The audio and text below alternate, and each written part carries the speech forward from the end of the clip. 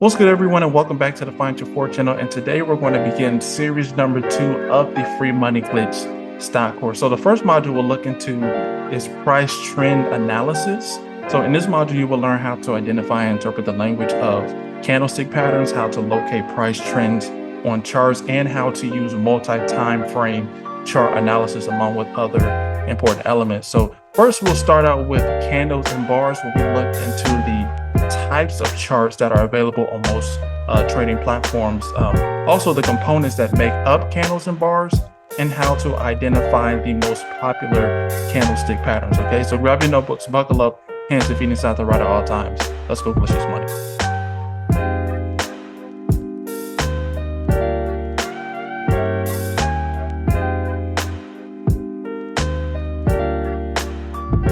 So the first part of this lesson, we will focus on the types of charts you will encounter on most trading platforms and how each of the different charts functions, okay? So the first chart that you can see is a line chart, which is typically plotted using the closing prices of each period by default. So as soon as you get or create a new account with a brokerage, this is what you'll see. It's not very common to use line charts unless you're looking for a clearer view of a trend. So when conducting your initial analysis, line charts are a helpful chart to use because they remove a lot of the background noise, making it easier to see support and resistance levels as well as chart patterns. By the way, zones of support and resistance can be used to determine an instrument's current trading range. A more detailed explanation of these zones we'll talk about later in our support and resistance portion, okay? But anyways, a 1 hour chart will plot the close price of each hour. And a daily chart, as you can see, will plot the close price of each day, depending on the time frame you're viewing, okay? So depending on your trading goals, you can view both short-term and long-term ranges in this way. You don't get the full picture though, because it also simplifies the data, right? And for this reason, alternative charts, should be used like candle charts, okay? So the following chart that you can consult is a candle chart, which is one of the most popular charts offered on, most trading platforms. These charts offer a deeper and richer view because they convey a lot more information than a line chart, which we'll discuss later. The time frame of the chart is represented by each candle on the chart, okay? So a candle, for instance, represents a 15-minute period on a 15-minute chart and on a single hour on a 1 hour chart, okay? The final, or should I say the time frame you're viewing matters because even though you're looking at the same trading instrument, the various time frames will appear very differently when compared to one another, right? So for instance, despite the fact that both charts are created using the most recent price data, the USD 5-minute chart and the USD daily chart will appear completely different, okay?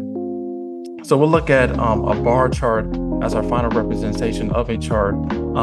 But once more, each bar on the chart represents a particular period of the time frame that has been selected for the chart.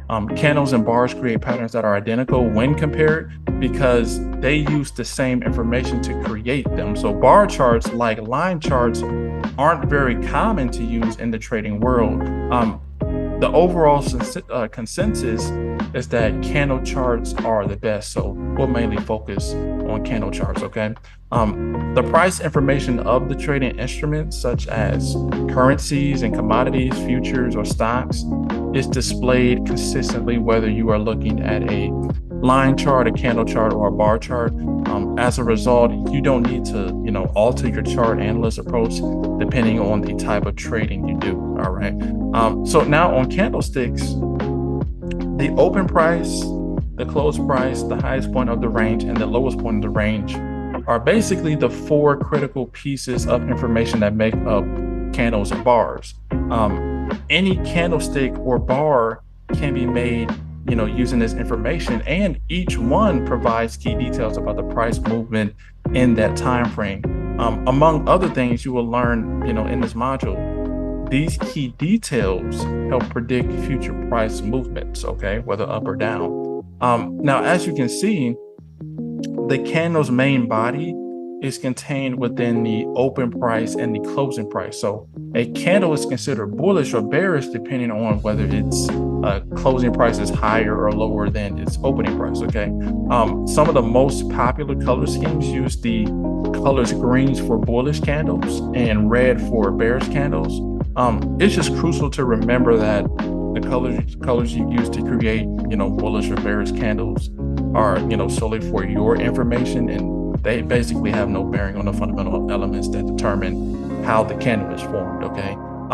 Anyways, but the space outside the candle's main body, which is frequently referred to as the upper shadow and lower shadow, or the upper and lower wicks, symbolizes the movement that occurs outside the open and close of that candle period. So you can learn crucial details about the level of volatility in a in a given period from the size of the wick area, which depicts how much price movement occurred outside the open and close of that period, okay? So the elements that make up a candle are used to create a bar in the same way. So on the left-hand side, a small handle is always used to indicate the open price, and on the right, a handle of the same size is used to indicate the close price. So you can learn all you need to know about the price behavior for that specific time frame by measuring the distance between the low and the high of the bar, which is referred to as the bar range. Now, when compared to candle charts, one advantage of the bar charts is that rather than relying solely on color, you can quickly determine whether a bar is bullish or bearish by observing where the handles open and closed, all right?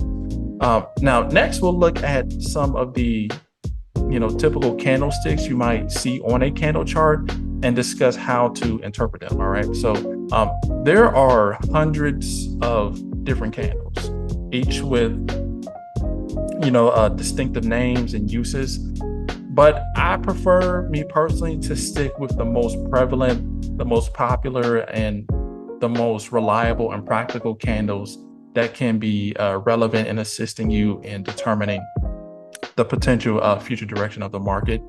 Just keep in mind that the significance of the candle lies in its meaning, not in its name. All right, remember that.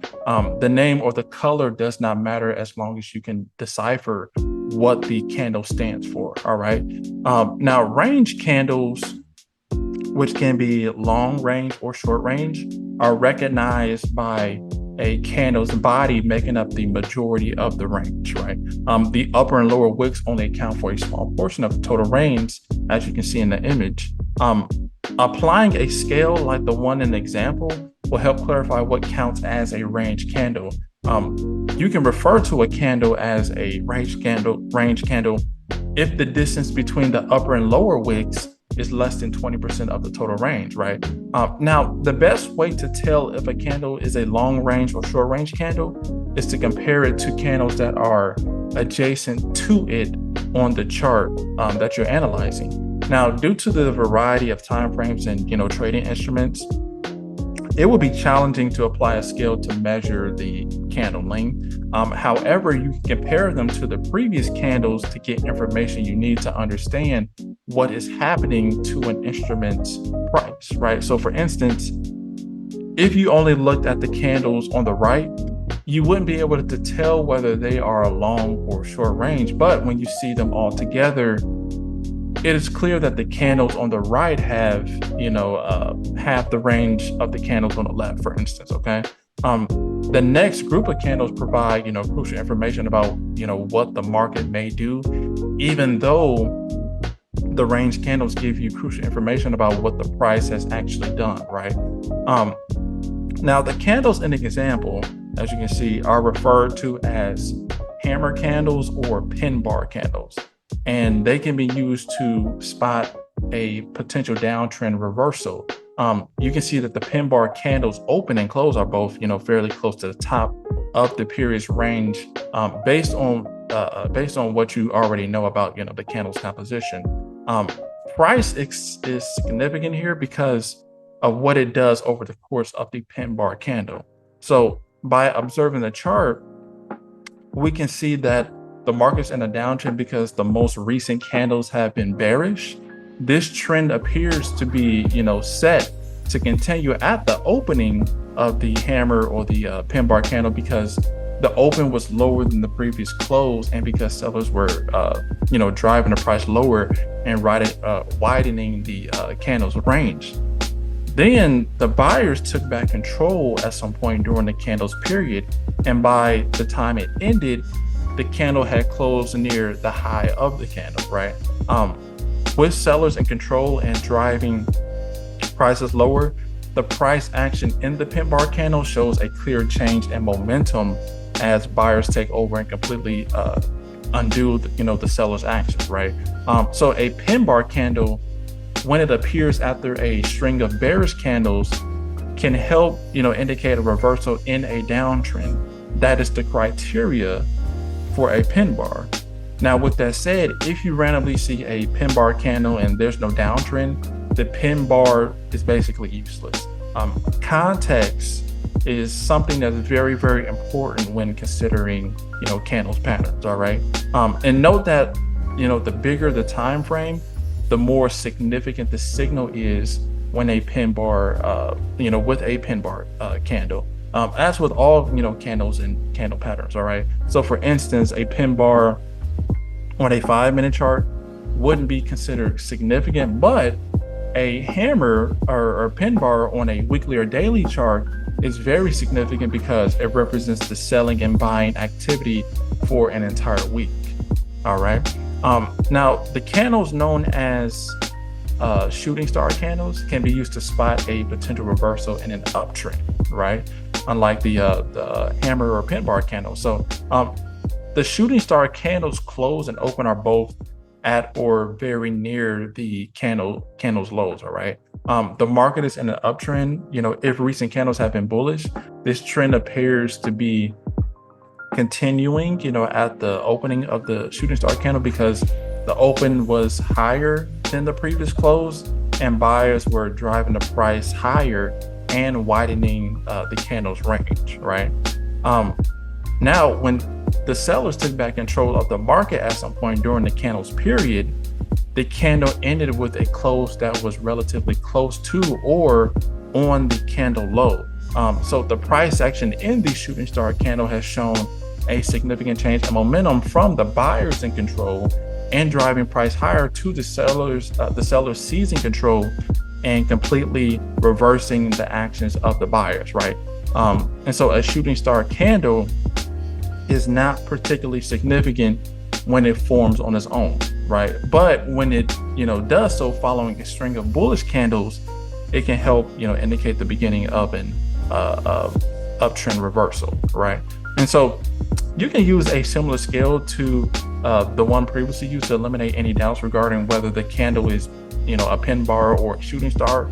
The open and close of a candle must be greater than 80% of the candle's total range in order for it to be considered a legitimate pin bar, right? The open and close of a candle bar also must be less than 20% of the candle's total range in order for it to be qualified as a shooting star. All right. Now, you will encounter what are referred to as doji candles as you analyze the candlestick chart. So in a trending or range bound market, these can be used to pinpoint important turning points. All right. So the most significant variety of doji candles is depicted in the picture. So despite significant price movement throughout the trading period, the long-legged doji is a type of candlestick formation in which the opening and closing prices are nearly equal around the range's center, right? This frequently denotes, uncertainty regarding how prices will move going forward, okay? Now, when the opening and closing prices are nearly equal and the candlestick is formed at the low of the period, it is known as a gravestone doji, right? So the candle's strong buying power was matched by the sellers, as shown by the long upper shadow or upper wick. which is frequently interpreted as an indication that the trend may be about to change direction. Now, when the opening and closing prices are equal and occur around the period's high, a candlestick known as the dragonfly doji forms. So the long lower shadow suggests that the level of buyers and sellers is getting close to equilibrium and that the trend may change course, right? A scale can be used to identify these significant candles because levels are rarely exact in the trading markets. When the candles open and close are within 40 and 60% of the total range of the period, a long-legged doji can be considered valid. Now, when the candles open and close are between 0 and 20% of the low point of the candle's overall range, a gravestone doji is valid, all right? Now, when the candles open and close fall within the range of 80 to 100% of the period's maximum range, a dragonfly doji is valid, all right? And so the open and closes of bars like candles offer specific information that can be used to ascertain the dynamics between buyers and sellers. And these examples show that despite looking similar to some candle patterns, they exhibit a different type of dynamic in that the relevance of the close price is directly related to where the opening price is on the bars range, okay? So this finishes off our first section of the price and trend analysis module. Next, we will learn about the second part, price and trends. This is Brother Barnett. I love y'all, from yours truly, Financial Forward.